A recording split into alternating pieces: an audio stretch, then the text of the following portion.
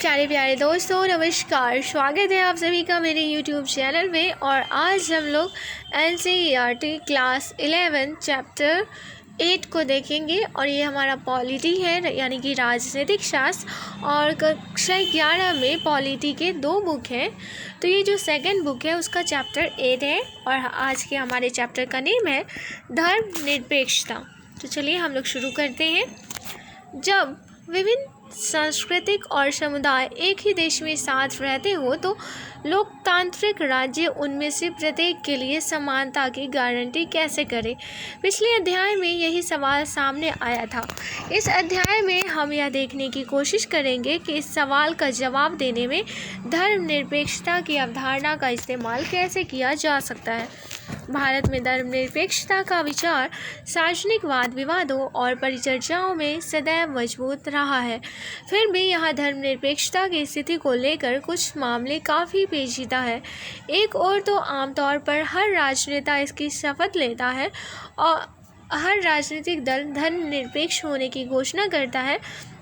दूसरी ओर तमाम किस्म की चिंताएं और संदेह धर्मनिरपेक्षता को घेरे रहते हैं। पुरोहितों और धार्मिक राष्ट्रवादियों द्वारा ही नहीं, कुछ राजनीतिज्ञों, सामाजिक कार्यकर्ताओं और यहाँ तक कि शिक्षाविदों द्वारा भी धर्मनिरपेक्षता का विरोध किया जाता है। इस अध्याय में हम नीचे लिखे कुछ सवालों को पूछकर इस जारी विमर्श में शामिल कर होंगे। क्या यह उन समाजों के लिए उपयुक्त है जिनमें धर्म का आज भी लोगों के व्यक्तिगत जीवन पर गहरा असर है? क्या धर्मनिरपेक्षता भारतीय मिट्टी में रोपा गया एक पश्चिमी पौधा है? क्या धर्मनिरपेक्षता में पक्षपात के चिन्ह हैं? क्या इससे अल्पसंख्यकों का तुष्टीकरण होता है? क्या यह धर्म विरोधी है? इस अध्याय के अंत में आप भारत जैसे लोकतांत्रिक समाज में धर्मनिरपेक्षता के महत्व को जानने, समझने और भारतीय धर्मनिरपेक्षता की विशिष्टता के बारे में कुछ सीखने में समर्थ हो सकेंगे। धर्मनिरपेक्षता क्या है? यद्यपि यहूदियों को समस्त यूरोप में सदियों तक भेदभाव झेलना पड़ा था, मगर वर्तमान इजराइल राष्ट्र में ईसाई और मुसलमान दोनों ही अरबी अल्पसंख्यक हैं। वे उन राजनीतिक और आर्थिक लाभों से वंचित हैं जो यहूदी नागरिकों को मिले हुए हैं। यूरोप के अनेक हिस्सों में गैर ईसाइयों के प्रति भेदभाव के सूक्ष्म रूप भी बरकरार है। पड़ोसी देश पाकिस्तान और बांग्लादेश में भी धार्मिक अल्पसंख्यकों की स्थिति ने लोगों का ध्यान अपनी ओर खींचा है। इस तरह के उदाहरण हमें समकालीन विश्व में धर्मनिरपेक्षता के महत्व की याद दिलाते हैं। धर्मों के बीच वर्चस्ववाद। हमारे अपने देश में संविधान घोषणा करता है कि हर भारतीय नागरिक को देश के किसी भी भाग में आज़ादी और प्रतिष्ठा के साथ रहने का अधिकार है, मगर वास्तव में वर्जना और भेदभाव के अनेक रूप अभी भी बरकरार हैं। नीचे दिए गए 3 उदाहरणों पर गौर करें।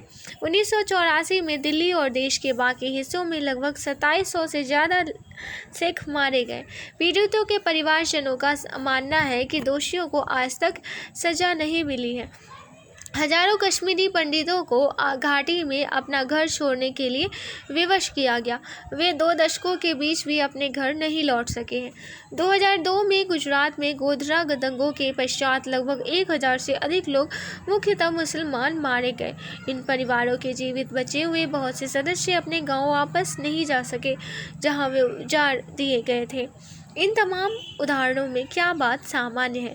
इन सभी उदाहरणों में किसी न किसी रूप में भेदभाव है। हर मामले में किसी एक धार्मिक समुदाय के लोगों को लक्ष्य किया गया और उनकी धार्मिक पहचान के कारण सताया गया। दूसरे शब्दों में, नागरिकों के एक समूह को बुनियादी आज़ादी से वंचित किया गया। यह भी कहा जा सकता है कि ये सारे उदाहरण अंतर धार्मिक वर्चस्व और एक धार्मिक समुदाय द्वारा दूसरे समुदायों के उत्पीड़न के मामले में हैं। धर्मनिरपेक्षता को सर्वप्रथम और सर्वप्रमुख रूप से ऐसा सिद्धांत समझा जाना चाहिए जो अंतर धार्मिक वर्चस्व का विरोध करता है।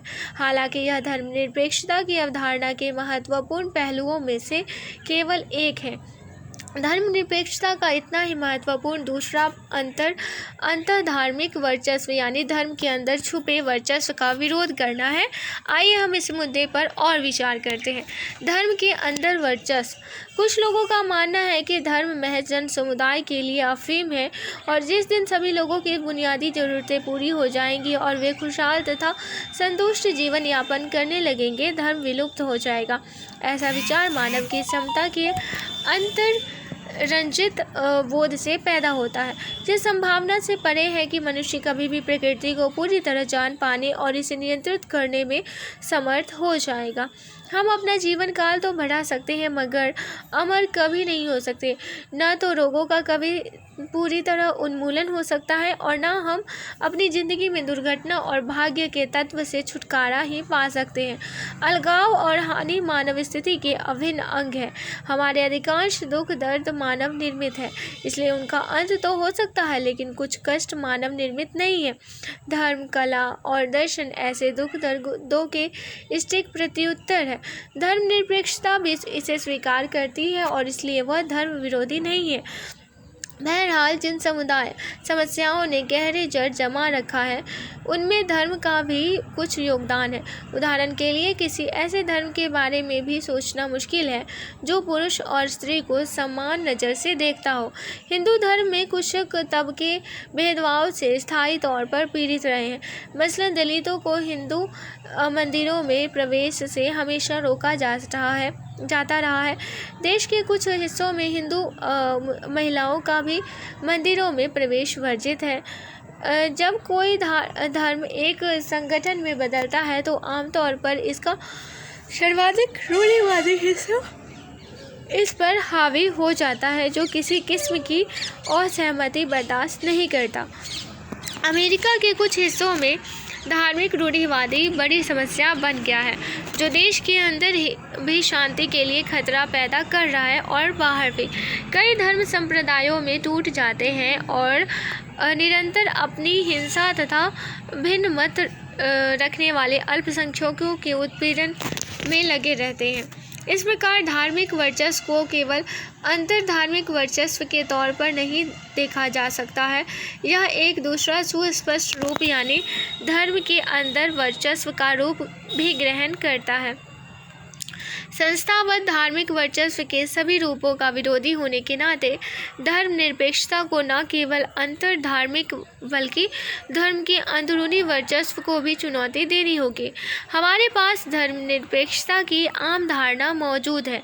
यह ऐसा नियामक सिद्धांत है जो धर्मनिरपेक्ष समाज अर्थात अंतर धार्मिक तथा अंतः धार्मिक दोनों तरह के वर्चस्वों से रहित समाज बनाना चाहता है।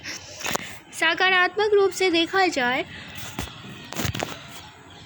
तो यह धर्मों के अंदर आज़ादी तथा विभिन्न धर्मों के बीच और उनके अंदर समानता को बढ़ावा देता है। अब हम इस व्यापक ढांचे के अंदर कुछ विशिष्ट और लघुतर सवालों पर विचार करते हैं, जैसे कि इन उद्देश्यों को पूरा करने के लिए किस प्रकार का राज्य सक्षम होगा। दूसरे शब्दों में, धर्मनिरपेक्षता के लिए प्रतिबद्ध किसी राज्य को धर्म और धार्मिक समुदाय से कैसे संबंध होना चाहिए। धर्मनिरपेक्ष राज्य धार्मिक भेदभाव रोकने का एक रास्ता यह हो सकता है कि हम आपसी जागरूकता के लिए एक साथ मिलकर काम करें।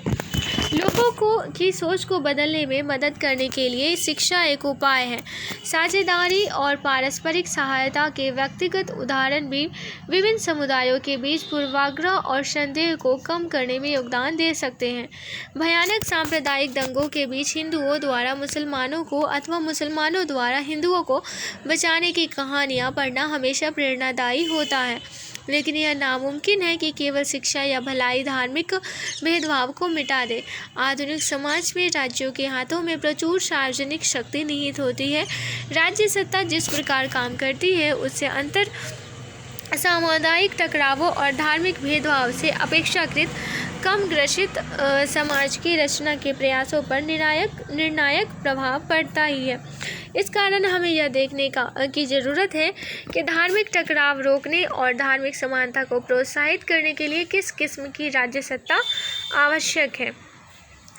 कुछ ऐसे तरीकों की सूची बनाओ जिनके माध्यम से सांप्रदायिक सद्भाव को बढ़ावा दिया जा सकता है। एक राष्ट्र को किसी धार्मिक समूह के वर्चस्व को कैसे रोकना चाहिए। सबसे पहले तो राज्य सत्ता किसी खास धर्म के प्रमुखों द्वारा संचालित नहीं होनी चाहिए। पुरोहिताई व्यवस्था द्वारा प्रत्यक्ष रूप से शासित राष्ट्र धर्मतांत्रिक राष्ट्र कहलाता है। धर्मतांत्रिक राष्ट्र अपनी श्रेणीबद्धता, उत्पीड़न और दूसरे धार्मिक समूह के सदस्यों को धार्मिक स्वतंत्रता न देने के लिए कुख्यात रहे हैं। मध्यकालीन यूरोप में पोप की राजसत्ता या हाल के समय में तालिबानी राजसत्ता, जहां धार्मिक और राजनीतिक संस्थाओं के बीच अलगाव का अभाव था, इस प्रकार के उदाहरण हैं।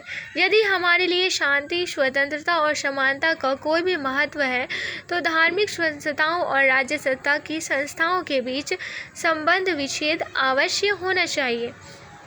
कुछ लोग सोचते हैं कि संगठित धर्म और राज्य सत्ता के बीच संबंध विच्छेद ही धर्मनिरपेक्ष राज्य के अस्तित्व के लिए पर्याप्त है, मगर ऐसा होता नहीं दिखता है। अनेक राज्य धर्मतांत्रिक न होते हुए भी किसी खास धर्म के साथ घनिष्ठ गठजोड़ बनाए रखते हैं। उदाहरण के लिए 16वीं सदी में इंग्लैंड का राज्य पुरोहित वर्ग द्वारा संचालित न होते हुए भी स्पष्ट रूप से आंग्ल चर्च और इसके सदस्यों का पक्ष करता था। इंग्लैंड में स्थापित आंग्ल चर्च का सुस्थापित ईसाई धर्म राष्ट्र का आधिकारिक धर्म भी था। आज सुन्नी इस्लाम पाकिस्तान का आधिकारिक राज्य धर्म है। ऐसे शासन तंत्रों में आंतरिक विरोध या धार्मिक समानता की तनिक भी गुंजाइश नहीं होती है। सचमुच धर्मनिरपेक्ष होने के लिए राज्य सत्ता को न केवल धर्मतांत्रिक होने से इनकार करना होगा, बल्कि उसे किसी भी धर्म के साथ किसी भी तरह के औपचारिक कानूनी गठजोड़ से परहेज करना होगा। धर्म और राज्य सत्ता के बीच संबंध विच्छेद धर्मनिरपेक्ष राज्य सत्ता के लिए जरूरी है, मगर केवल यही पर्याप्त नहीं है। धर्मनिरपेक्ष राज्य को ऐसे सिद्धांतों और लक्ष्यों के लिए अवश्य प्रतिबद्ध होना चाहिए जो अंशतः ही सही गैर धार्मिक स्रोतों से निकलते हो। ऐसे लक्ष्यों में शांति, धार्मिक स्वतंत्रता, धार्मिक उत्पीड़न, भेदभाव और वंचना से आज़ादी और साथ ही अंतर धार्मिक व अंतर धार्मिक समानता शामिल रहनी चाहिए। इन लक्ष्यों को प्रोत्साहित करने के लिए राज्य को संगठित धर्म और इसकी संस्थाओं से कुछ मूल्यों की खातिर अवश्य ही पृथक रहना चाहिए। बहरहाल यह मानने का कोई कारण नहीं है कि राजनीतिक धर्मनिरपेक्षता किसी एक ही रूप में सामने आती है। वास्तव में इस पृथकता के विविध रूप हो सकते हैं, जो इस पर निर्भर है कि यह संबंध विच्छेद किस प्रकार हासिल किया गया है, किन खास मूल्यों को वह बढ़ावा देना चाहता है और इन मूल्यों को कैसे परिभाषित किया गया है। अब हम ऐसी दो संकल्पनाओं पर विचार करेंगे। एक है मुख्य धारा की पश्चिमी संकल्पना, जिसका सर्वोत्तम नमूना अमेरिकी राज्य प्रस्तुत करता है, और दूसरी है एक वैकल्पिक संकल्पना जिसका सर्वोत्तम उदाहरण भारतीय राज्य है। वाद विवाद संवाद। अन्य धर्मों के बारे में अधिक जानकारी, अधिक जाना, बाकी लोगों और उनकी आस्थाओं का सम्मान करना और उन्हें स्वीकार करने की ओर पहला कदम है। लेकिन इसका यह मतलब नहीं है कि हम उन मूल्यों के लिए खड़े नहीं हो सकते जिन्हें हम आधारभूत मानवीय मूल्य मानते हैं। धर्मनिरपेक्षता का यूरोपीय मॉडल। सभी धर्मनिरपेक्ष राज्यों में एक चीज़ सामान्य है, वे न तो धर्मतांत्रिक हैं और न ही किसी खास धर्म की स्थापना ही करते हैं। हालांकि सर्वाधिक प्रचलित संकल्पना में, जो मुख्यतः अमेरिकी मॉडल द्वारा प्रेरित है, धर्म और राज्य सत्ता के संबंध विच्छेद को पारस्परिक निषेध के रूप में समझा जाता है। राज्य सत्ता धर्म के मामलों में हस्तक्षेप नहीं करेगी और इसी प्रकार धर्म राज्य सत्ता के मामले में दखल नहीं देगा। दोनों के अपने अलग अलग क्षेत्र हैं। कमाल अतातुर्क की धर्मनिरपेक्षता। आइए हम एक अत्यंत भिन्न किस्म की धर्मनिरपेक्षता पर नज़र दौड़ाते हैं। 20वीं सदी के प्रथमार्ध में तुर्की में धर्मनिरपेक्षता अमल में आई। यह धर्मनिरपेक्षता संगठित धर्म से सैद्धांतिक दूरी बनाने की बजाय धर्म में सक्रिय हस्तक्षेप के जरिए उसके दमन की हिमायत करती थी। मुस्तफा कमाल अतातुर्क ने इस किस्म की धर्मनिरपेक्षता पेश की और उस पर अमल भी किया। अतातुर्क प्रथम विश्व युद्ध के बाद सत्ता में आए। वे तुर्की के सार्वजनिक जीवन में खिलाफत को समाप्त कर देने के लिए कटिबद्ध थे। वे मानते थे कि परंपरागत सोच, विचार और अभिव्यक्तियों से नाता तोड़े बगैर तुर्की को उसकी दुखद स्थिति से नहीं उबारा जा सकता है। उन्होंने तुर्की को आधुनिक और धर्मनिरपेक्ष बनाने के लिए आक्रामक ढंग से कदम बढ़ाए। उन्होंने खुद अपना नाम मुस्तफा कमाल पाशा से बदलकर कमाल अतातुर्क कर लिया। अतातुर्क का अर्थ होता है तुर्कों का पिता। हैट कानून के जरिए मुसलमानों द्वारा पहनी जाने वाली परंपरागत फैज टोपी को प्रतिबंधित कर दिया गया। स्त्रियों पुरुषों के लिए पश्चिमी पोशाकों को बढ़ावा दिया गया।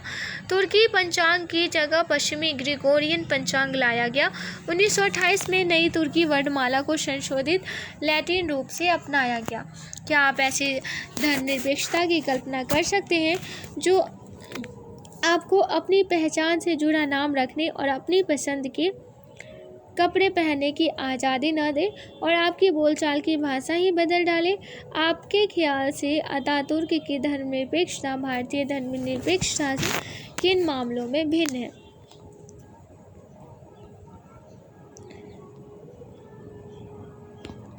राज्य सत्ता की कोई नीति पूर्णतः धार्मिक तर्क के आधार पर निर्मित नहीं हो सकती। कोई धार्मिक वर्गीकरण किसी सार्वजनिक नीति की बुनियाद नहीं बन सकता। अगर ऐसा हुआ तो वह राज्य सत्ता के मामले में धर्म की अवैध घुसपैठ मानी जाएगी। उसी प्रकार राज्य किसी धार्मिक संस्था को मदद नहीं देगा। वह धार्मिक समुदायों द्वारा संचालित शैक्षणिक संस्थाओं को वित्तीय सहयोग नहीं दे सकता। जब तक धार्मिक समुदायों की गतिविधियां देश के कानून द्वारा निर्मित व्यापक सीमा के अंदर होती है, वह इन गतिविधियों में व्यवधान पैदा नहीं कर सकता। उदाहरण के लिए, अगर कोई धार्मिक संस्था औरतों के पुरोहित होने को वर्जित करती है तो राज्य सत्ता इस मामले में कुछ नहीं कर सकती। अगर कोई धार्मिक समुदाय अपने भिन्न मतावलंबियों का बहिष्कार करता है तो राज्य इस मामले में मूक दर्शक बना रह सकता है। अगर कोई खास धर्म अपने कुछ सदस्यों को मंदिर के गर्भगृह में जाने से रोकता है तो राज्य के पास मामले को यथावत बने रहने देने के सिवा कोई विकल्प नहीं है। इस विचार से धर्म में एक निजी मामला है, वह राज्य सत्ता की नीति या कानून का विषय नहीं हो सकता। यह संकल्पना स्वतंत्रता और समानता की व्यक्तिवादी ढंग से व्याख्या करती है।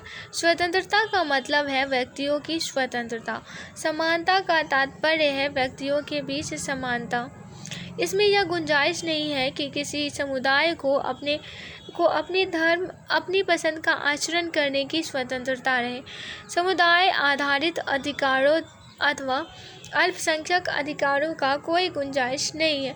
पश्चिमी समाजों का इतिहास बताता है कि ऐसा क्यों है। यहूदियों की उपस्थिति को छोड़ दिया जाए तो अधिकांश पश्चिमी समाज काफ़ी हद तक धार्मिक रूप से सजातीय थे। स्वाभाविक रूप से इस तथ्य के चलते उनके केंद्र में अंतः धार्मिक वर्चस्व ही रहता था, जहां अनेक मामले में व्यक्तिगत स्वतंत्रता को साकार करने के लिए चर्च से राज्य के संबंध विच्छेद पर कड़ाई के साथ बल दिया जाता था। वहीं अंतर धार्मिक समानता और इसलिए अल्पसंख्यकों के अधिकार के मुद्दे प्रायः उपेक्षित रह जाते थे। इस तरह की धर्मनिरपेक्षता में राज्य समर्थित धार्मिक सुधार के लिए कोई जगह नहीं है। यह विशेषता सीधे तौर पर इस समझ से निकलती है कि राज्य और धर्म के अलगाव के लिए इनका पारस्परिक निषेध जरूरी है। धर्मनिरपेक्षता का भारतीय मॉडल। कभी कभी यह कहा जाता है कि भारतीय धर्मनिरपेक्षता पश्चिमी धर्मनिरपेक्षता की नकल भर है, लेकिन अपने संविधान को ध्यान से पढ़िए तो पता चलता है कि ऐसा नहीं है। भारतीय धर्मनिरपेक्षता पश्चिमी धर्मनिरपेक्षता से बुनियादी रूप से भिन्न है। भारतीय धर्मनिरपेक्षता केवल धर्म और राज्य के बीच संबंध विच्छेद पर बल नहीं देता है। अंतर धार्मिक समानता भारतीय संकल्पना के लिए अत्यंत महत्वपूर्ण है। हम इस पर और भी विस्तार के साथ सोच विचार करेंगे। धर्मनिरपेक्षता के बारे में नेहरू के विचार। जब किसी विद्यार्थी ने नेहरू से यह बताने को कहा कि आज़ाद भारत में धर्मनिरपेक्षता का क्या मतलब होगा, तो उन्होंने जवाब दिया, सभी धर्मों को राज्य द्वारा समान संरक्षण। वे ऐसा धर्मनिरपेक्ष राष्ट्र चाहते थे जो सभी धर्मों की हिफाजत करे, अन्य धर्मों की कीमत पर किसी एक धर्म की तरफदारी न करे और खुद किसी धर्म को राज्य धर्म के बतौर स्वीकार न करे। नेहरू भारतीय धर्मनिरपेक्षता के दार्शनिक थे। नेहरू स्वयं किसी धर्म का अनुसरण नहीं करते थे, ईश्वर में उनका विश्वास ही नहीं था, लेकिन उनके लिए धर्मनिरपेक्षता का मतलब धर्म के प्रति विद्वेष नहीं था। इस अर्थ में नेहरू तुर्की के अतातुर्क से काफ़ी भिन्न थे। साथ ही वे धर्म और राज्य के बीच पूर्ण संबंध विच्छेद के पक्ष में भी नहीं थे। उनके विचार के अनुसार समाज में सुधार के लिए धर्मनिरपेक्ष राज्य सत्ता धर्म के मामले में हस्तक्षेप कर सकती है। जातीय भेदभाव, दहेज प्रथा और सती प्रथा की समाप्ति के लिए कानून बनवाने तथा देश की महिलाओं को कानूनी अधिकार और सामाजिक स्वतंत्रता मुहैया कराने में नेहरू ने खुद महत्वपूर्ण भूमिका निभाई थी। अनेक मामलों में वे लचीला होने को तत्पर रहते थे, मगर यही एक चीज़ ऐसी थी जिस पर वे हमेशा दृढ़ और समझौताहीन बने रहे। उनके लिए धर्मनिरपेक्षता का मतलब था तमाम किस्म की सांप्रदायिकता का पूर्ण विरोध। बहुसंख्यक समुदाय की सांप्रदायिकता की आलोचना में वे खास तौर पर कठोरता बरतते थे, क्योंकि इससे राष्ट्रीय एकता पर खतरा उत्पन्न होता था। उनके लिए धर्मनिरपेक्षता सिद्धांत का मामला भर नहीं था, वह भारत की एकता और अखंडता की एकमात्र गारंटी भी था। फ्रांसीसी सरकार ने शैक्षिक संस्थाओं में पगड़ी जैसे धार्मिक प्रतीक धारण करने पर रोक लगा दी थी। क्या तुम्हें उन निर्णय के बारे में हुई गर्मागर्म बहस याद है? हाँ, मुझे याद है। यह आश्चर्यजनक है कि फ्रांस और भारत दोनों ही धर्मनिरपेक्ष राज्य हैं, लेकिन भारत में सार्वजनिक संस्थाओं में इस तरह के धार्मिक प्रतीक धारण करने या दिखाने पर कोई रोक टोक नहीं है। ऐसा इसलिए है कि धर्मनिरपेक्षता के विचार को जिस तरह से भारत में देखा गया है, वह फ्रांस के तरीके से भिन्न है। भारतीय धर्मनिरपेक्षता को कौन सी चीज़ विशिष्ट बनाती है? सर्वप्रथम तो यह गहरी धार्मिक विविधता के संदर्भ में उदित हुआ था। यह विविधता पश्चिमी आधुनिक विचारों और राष्ट्रवाद के आगमन से पहले की चीज़ है। भारत में पहले से अंतर धार्मिक सहिष्णुता की संस्कृति मौजूद थी। बहरहाल, हमें यह नहीं भूलना चाहिए कि सहिष्णुता धार्मिक वर्चस्व की विरोधी नहीं है। हो सकता है कि सहिष्णुता में हर किसी को कुछ मौका मिल जाए, लेकिन ऐसी आज़ादी प्रायः सीमित होती है। इसके अलावा सहिष्णुता हमें से उन लोगों को बर्दाश्त करने की क्षमता पैदा करती है जिन्हें हम बिल्कुल नापसंद करते हैं। यह उस समाज के लिए तो भारी गुण है जो किसी बड़े गृह युद्ध से उबर रहा हो, मगर शांति के समय में नहीं, जब लोग समान मान मर्यादा के लिए संघर्ष कर रहे हो। पश्चिमी आधुनिकता के आगमन ने भारतीय चिंतन में अब तक उपेक्षित और हाशिए पर रही समानता की अवधारणा को सतह पर ला दिया। उसने इस धारणा को धारदार बनाया और हमें समुदाय के अंदर समानता पर बल देने की ओर अग्रसर किया। उसने हमारे समाज में मौजूद श्रेणीबद्धता को हटाने के लिए अंतर सामुदायिक समानता के विचार को भी उद्घाटित किया। इस तरह भारतीय समाज में पहले से मौजूद धार्मिक विविधता और पश्चिम से आए विचारों के बीच अंतःक्रिया शुरू हुई, जिसके फलस्वरूप भारतीय धर्मनिरपेक्षता ने विशिष्ट रूप ग्रहण किया। भारतीय धर्मनिरपेक्षता ने अंतः धार्मिक और अंतर धार्मिक वर्चस्व पर एक साथ ध्यान केंद्रित किया। इसने हिंदुओं के अंदर दलितों और महिलाओं के उत्पीड़न और भारतीय मुसलमानों अथवा ईसाइयों के अंदर महिलाओं के प्रति भेदभाव तथा बहुसंख्यक समुदाय द्वारा अल्पसंख्यक धार्मिक समुदायों के अधिकारों पर उत्पन्न किए जा सकने वाले खतरों का समान रूप से विरोध किया। इस प्रकार यह मुख्य धारा की पश्चिमी धर्मनिरपेक्षता से इसकी पहली महत्वपूर्ण भिन्नता है। इसी से जुड़ी है दूसरी भिन्नता यह है कि भारतीय धर्मनिरपेक्षता का संबंध व्यक्तियों की धार्मिक आज़ादी से ही नहीं, नहीं, अल्पसंख्यक समुदायों की धार्मिक आज़ादी से भी है। इसके अंतर्गत हर आदमी को अपनी पसंद का धर्म मानने का अधिकार है। उसी प्रकार धार्मिक अल्पसंख्यकों को भी अपनी खुद की संस्कृति और शैक्षिक संस्थाएं कायम रखने का अधिकार है। वाद विवाद और संवाद। धार्मिक पहचान और अंतर का बच्चों के लिए कोई मतलब नहीं है। एक तीसरी भिन्नता भी है। चूँकि धर्मनिरपेक्ष राज्य को अंतर धार्मिक वर्चस्व के मसले पर भी समान रूप से चिंतित रहना है, अतः भारतीय धर्मनिरपेक्षता में राज्य समर्थित धार्मिक सुधार की गुंजाइश भी है और अनुकूलता भी। इसलिए भारतीय संविधान ने अस्पृश्यता पर प्रतिबंध लगाया है। भारतीय राज्य ने बाल विवाह के उन्मूलन और अंतरजातीय विवाह पर हिंदू धर्म के द्वारा लगाए निषेध को खत्म करने हेतु अनेक कानून बनाए हैं। बहरहाल प्रश्न यह खड़ा होता है कि क्या कोई राज्य सुधारों की पहल या समर्थन करते हुए भी धर्मनिरपेक्ष बना रह सकता है? क्या धर्म और राज्य के बीच पूरी तरह से संबंध विच्छेद के बिना भी कोई राज्य सत्ता धर्मनिरपेक्ष होने का दावा कर सकती है? भारतीय राज्य का धर्मनिरपेक्ष चरित्र वस्तुतः इसी वजह से बरकरार है कि वह न तो धर्मतांत्रिक है और न ही वह किसी धर्म को राजधर्म मानता है। इसके परे इसने धार्मिक समानता हासिल करने के लिए अत्यंत परिष्कृत नीति अपनाई है। इसी नीति के चलते वह अमेरिकी शैली में धर्म के से विलग भी हो सकता है या ज़रूरत पड़ने पर उसके साथ संबंध भी बना सकता है। भारतीय राज्य धार्मिक अत्याचार का विरोध करने हेतु धर्म के साथ निषेधात्मक संबंध भी बना सकता है। यह बात अस्पृश्यता पर प्रतिबंध जैसी कार्रवाइयों में झलकती है। वह जुड़ाव की सकारात्मक विधि भी चुन सकती है। इसलिए भारतीय संविधान तमाम धार्मिक अल्पसंख्यकों को अपनी खुद की शिक्षण संस्थाएं खोलने और चलाने का अधिकार देता है, जिन्हें राज्य सत्ता की ओर से सहायता भी मिल सकती है। शांति, स्वतंत्रता और समानता के मूल्यों को बढ़ावा देने के लिए भारतीय राज्य सत्ता से ये तमाम जटिल रणनीतियाँ अपना सकती है।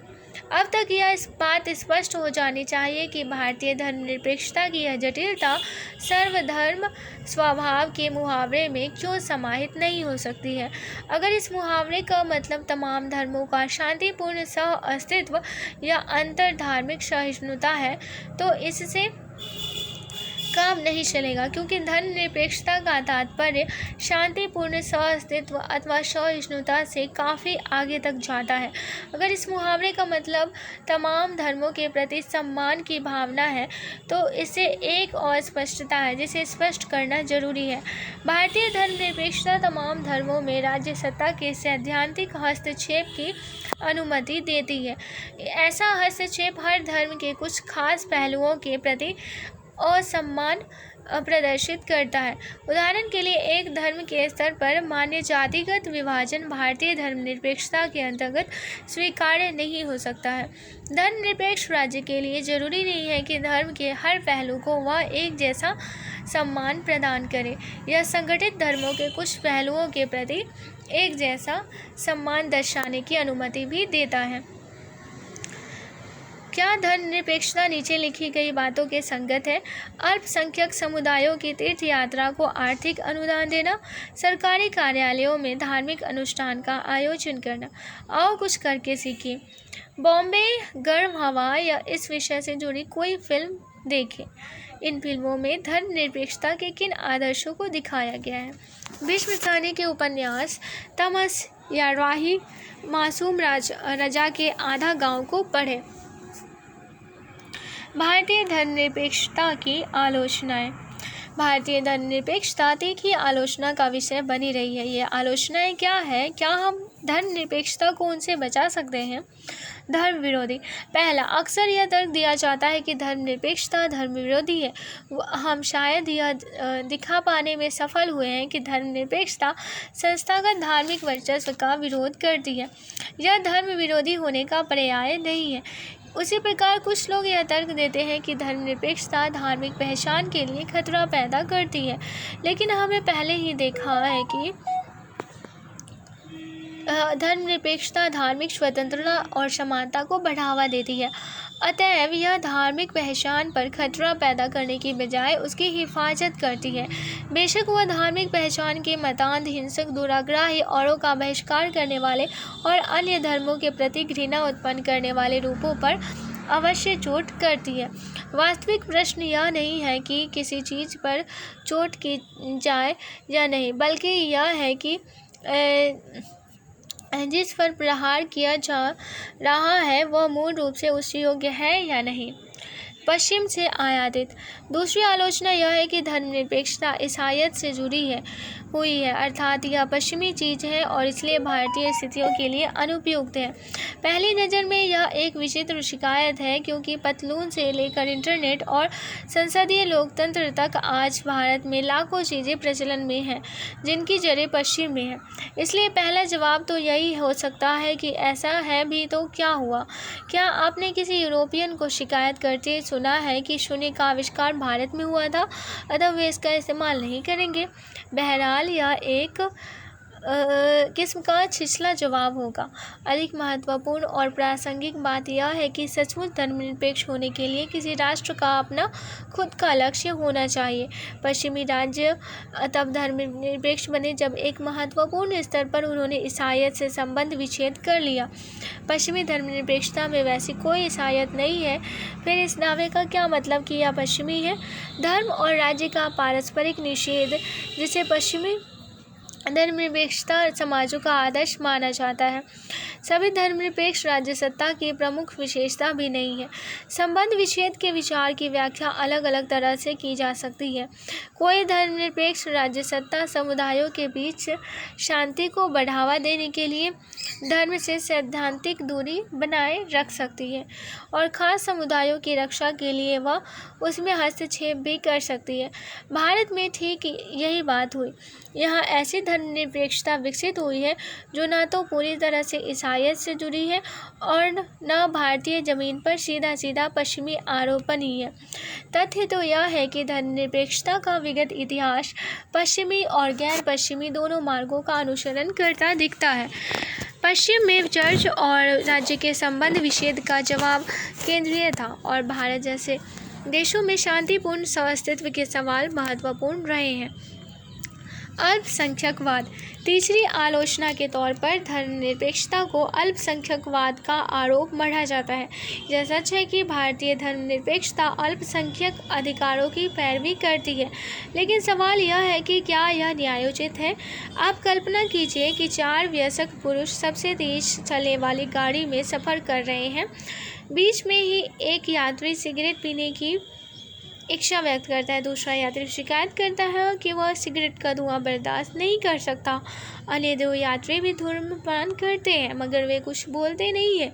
साफ तौर पर कम से कम 2 यात्रियों के बीच तो टकराव अवश्य है। एक विचार आया कि मतदान के जरिए इसे हल किया जाए। सिगरेट पीने वाले 2 खामोश यात्री उस व्यसनी का साथ देते हैं और धूम्रपान न करने वाला 2 मतों के अंतर से हार जाता है।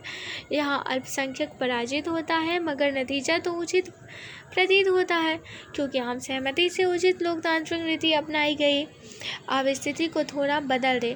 कल्पना करें कि अगर सिगरेट ना पीने वाला यात्री दमे से पीड़ित है, धूम्रपान से उसे जानलेवा दौरा पड़ सकता है। उसकी इस बात से कि दूसरा यात्री धूम्रपान न करे उसका बुनियादी और बहुत ज़रूरी हित व्यक्त होता है। क्या बहुमत के फैसले को सही मानने वाली पहली पद्धति ऐसे संदर्भ में जायज़ मानी जा सकती है? क्या आप मानते हैं कि उस व्यसनी यात्री को तब तक सिगरेट नहीं पीनी चाहिए जब तक कि गाड़ी अपने गंतव्य पर ना पहुंच जाए? आप सहमत होंगे कि जहां बुनियादी हितों का प्रश्न हो वहां लोकतांत्रिक पद्धति के तौर पर मतदान उपयुक्त नहीं होता। अपने महत्वपूर्ण हितों की पूर्ति किसी जहाँ एक बार फिर से सुन लीजिए इस लाइन को, जहाँ बुनियादी हितों का प्रश्न हो वहाँ लोकतांत्रिक पद्धति के तौर पर मतदान उपयुक्त नहीं होता है। अपने महत्वपूर्ण हितों की पूर्ति किसी व्यक्ति का प्राथमिक अधिकार होती है। जो व्यक्तियों के लिए सही है वह समुदाय के लिए भी होगा। अल्पसंख्यकों के सर्वाधिक मौलिक हितों की क्षति होनी चाहिए और संवैधानिक कानून द्वारा उसकी हिफाजत की जानी चाहिए। चाहिए। भारतीय संविधान में ठीक इसी तरीके से इस पर विचार किया गया है। जिस हद तक अल्पसंख्यकों के अधिकार उनके मौलिक हितों की रक्षा करते हैं, उस हद तक वे जायज़ है। मेरा ख्याल है कि हर किसी के साथ हर स्थिति में बिल्कुल एक तरह से बर्ताव करना उचित नहीं है। कुछ लोग फिर भी कह सकते हैं कि अल्पसंख्यकों के अधिकार ऐसे विशेषाधिकार हैं जिसके लिए दूसरों को कीमत चुकानी पड़ती है। तब ऐसे विशेषाधिकार क्यों दिए जाएं? एक अन्य उदाहरण से इसका जवाब बहुत अच्छी तरह दिया जा सकता है। कल्पना कीजिए कि किसी प्रेक्षागृह के पहले तल्ले पर कोई फिल्म दिखाई जा रही है। वहाँ सीढ़ियों के जरिए पहुँचा जा सकता है। टिकट खरीदने, सीढ़ी पर चढ़ने और फिल्म देखने की सबको इजाज़त है। लेकिन क्या ऐसा सचमुच है? क्या हर कोई ऐसा करने को स्वतंत्र है? कल्पना कीजिए कि उन लालायित दर्शकों में कुछ वृद्ध लोग भी हैं। कुछ ऐसे हैं जिनकी हाल ही में टांग टूट गई है और कुछ अन्य शारीरिक रूप से अक्षम है। उनमें से कोई भी सीढ़ियाँ नहीं चढ़ सकता। क्या आपके ख्याल से लिफ्ट अथवा व्हील चेयर पर बैठे लोगों के लिए ढालनुमा सीढ़ी या लिफ्ट की व्यवस्था करना गलत होगा? ऐसा करने से वे लोग भी वही चीज़ पा सकते हैं जो दूसरे लोग सहज सीढ़ियाँ चढ़कर प्राप्त कर रहे हैं। लेकिन अल्पसंख्यक वाले इस समूह को पहले तल्ले पर जाने के लिए भिन्न सुविधा की ज़रूरत है। अगर पूरी जगह में ऐसा निर्माण किया जाए तो केवल युवा और सक्षम लोगों के लिए ही उपयुक्त हो, तो लोगों के कुछ खास हिस्से फिल्म देखने जैसे लाभ से हमेशा के लिए वंचित हो जाएंगे। उनके लिए अलग व्यवस्था उनके साथ विशेष बर्ताव नहीं है। उनके लिए यह वैसे ही सम्मान और गरिमा से भरा बर्ताव है जैसा दूसरों के साथ किया जा रहा है। इसका मतलब यही है कि अल्पसंख्यक अधिकारों को विशेष सुविधाओं के रूप में नहीं देखा जाना चाहिए। अतिशय हस्तक्षेपकारी। चौथी आलोचना कहती है कि धर्मनिरपेक्षता उत्पीड़नकारी है और समुदायों की धार्मिक स्वतंत्रता में अतिशय हस्तक्षेप करती है। यह भारतीय धर्मनिरपेक्षता के बारे में गलत समझ है।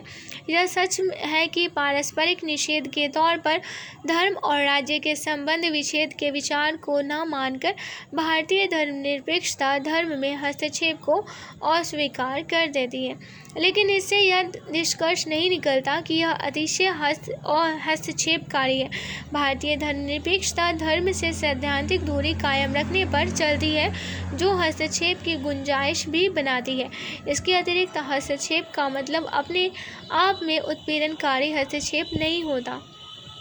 राज्य धर्मों के साथ एक समान बर्ताव किस तरह कर सकता है? क्या हर धर्म के लिए बराबर संख्या में छुट्टी कर देने से ऐसा किया जा सकता है? या सार्वजनिक अवसरों पर किसी भी प्रकार के धार्मिक समारोह पर रोक लगाकर समान बर्ताव किया जा सकता है?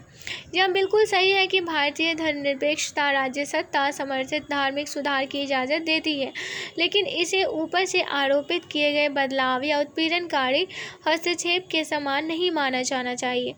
लेकिन यह आपत्ति तो की ही जा सकती है कि क्या हमेशा ऐसा होता है? फिर विभिन्न धर्मों के निजी कानूनों में सुधार अभी तक क्यों नहीं हुआ? भारतीय राज्य के समक्ष यही बड़ी दुविधा है। एक धर्मनिरपेक्षवादी निजी कानूनों को संविधान द्वारा संरक्षित समुदाय विशेष के अधिकारों के रूप में देख सकता है।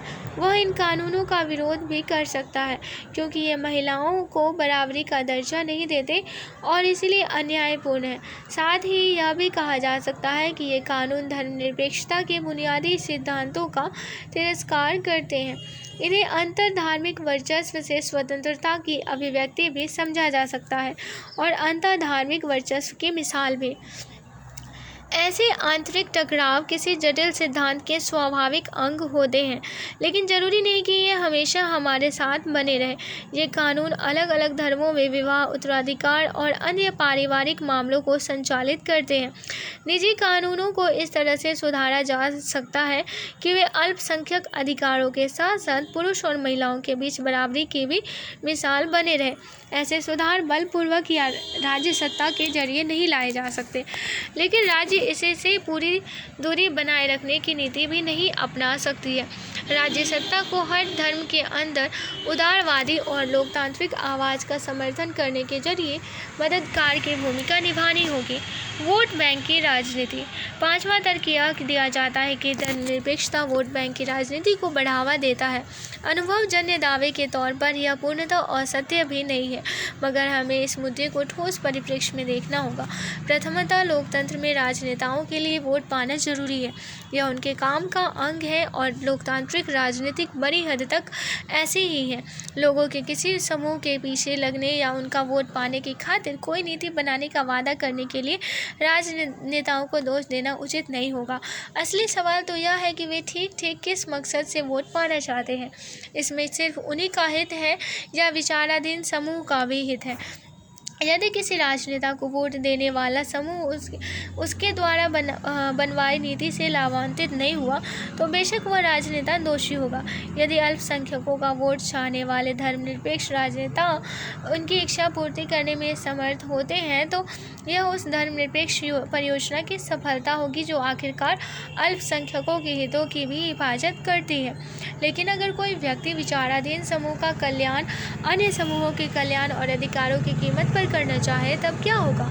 यदि ये धर्मनिरपेक्ष राजनेता बहुसंख्यकों के हितों को नुकसान पहुंचाए तब क्या होगा? तब एक नया अन्याय पैदा होगा। लेकिन क्या आप ऐसे उदाहरणों के बारे में सोच सकते हैं? एक दो नहीं बल्कि ऐसे ढेर सारे उदाहरण ताकि आप दावा कर सकें कि पूरा राजनीतिक तंत्र अल्पसंख्यकों के पक्ष में झुका हुआ है। अगर खूब सोचें तब भी आप संभवतः यही पाएंगे कि भारत में ऐसा कुछ हुआ है जिसका कोई प्रमाण नहीं है। संक्षेप में वोट बैंक की राजनीति खुद में इतनी गलत चीज़ नहीं है। गलत तो वोट बैंक की वैसी राजनीति है जो अन्याय को जन्म देती है। महज यह तथ्य कि धर्मनिरपेक्ष दल वोट बैंक का इस्तेमाल करते हैं कष्टकारक नहीं है। भारत में हर समुदाय के संदर्भ में सभी दल ऐसा करते हैं। एक संभव परियोजना। अंतिम उन्मादपूर्ण आलोचना यह है कि धर्मनिरपेक्षता नहीं चल सकती क्योंकि यह बहुत कुछ करना चाहती है। यह ऐसी समस्या का हल ढूंढना चाहती है जिसका समाधान है ही नहीं।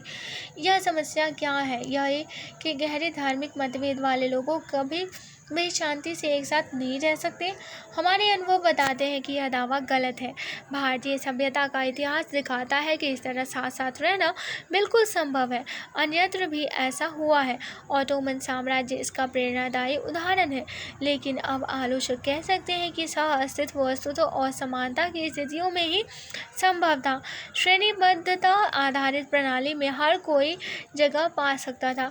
उनका दावा है कि आज ऐसा नहीं हो सकता क्योंकि अब समानता लगातार प्रभावी सांस्कृतिक मूल्य बनती जा रही है। इस आलोचना का जवाब दूसरी तरह से दिया जा सकता है। एक असंभव परियोजना का अनुसरण नहीं वरन भारतीय धर्मनिरपेक्षता भविष्य की दुनिया का प्रतिबिंब प्रस्तुत करती है। भारत में महान प्रयोग किया जा रहा है जिसे समूची दुनिया बहुत पैनी निगाहों और बड़े चाव से देख रही है। ऐसा कहना ठीक भी है। अतीत में उपनिवेश रहे देशों से लोग अब पश्चिमी के मुल्कों में अप्रवास कर रहे हैं। वैश्वीकरण में तेजी आने के साथ पूरे विश्व में लोगों की गतिशीलता अभूतपूर्व ढंग से बढ़ी है। यूरोप और अमेरिका तथा मध्य पूर्व के कुछ हिस्से अब धर्म और संस्कृति की विविधता के लिहाज से भारत जैसा दिखने लगे हैं। ये समाज भारतीय प्रयोग के भविष्य का गहरी रुचि के साथ अवलोकन कर रहे हैं। भारत में राजपत्रित अवकाशों की सूची को ध्यान से पढ़ें। क्या यह भारत में धर्मनिरपेक्षता का उदाहरण प्रस्तुत करती है? तर्क प्रस्तुत करें। गणतंत्र दिवस ये सब 2019 का है।